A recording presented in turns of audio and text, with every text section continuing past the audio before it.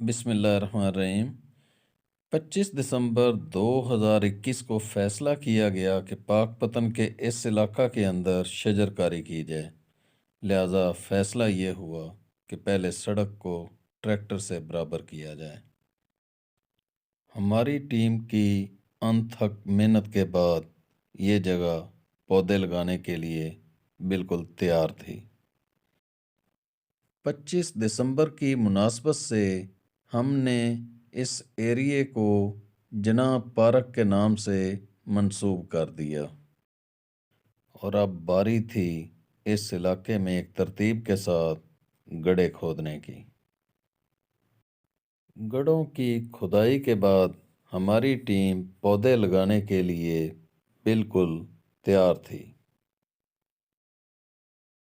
شجر کاری سے پہلے ہم نے ان بچوں کو شجر دوست سکاؤٹ بنایا، تو لہذا فیصلہ یہ ہوا کہ آج کی شجر کاری ہم انہی بچوں سے ہی کروائیں گے، اور ہماری ٹیم نے بڑے احسن طریقے سے آج کی شجر کاری مکمل کر دی۔ آئیں آپ کو دکھاتے ہیں کہ ہم نے یہ شجر کاری کس طرح کی ہے۔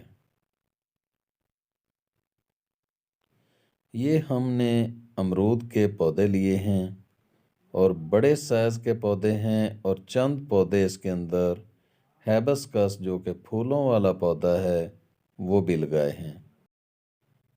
ہم چونکہ پاک پتن کو پھولوں اور پھلوں کا شہر بنانے جا رہے ہیں، تو ہماری کوشش ہوتی ہے کہ بڑے سائز کے فروٹی پلانٹس ہی زیادہ لگائے جائیں، جس سے پرندوں کی خوراک کے ساتھ ساتھ اس شہر کی خوبصورتی میں بھی بے پناہ اضافہ ہوگا۔ اب باری تھی ان قیمتی پودوں کو جانوروں سے بچانے کی، تو اس کے لیے ہماری ٹیم نے کانٹے دار تار لگانے کے ساتھ ساتھ کیکر کے کانٹے والی ٹہنیاں بھی لگا دیں تاکہ یہ جانوروں سے بچ سکیں۔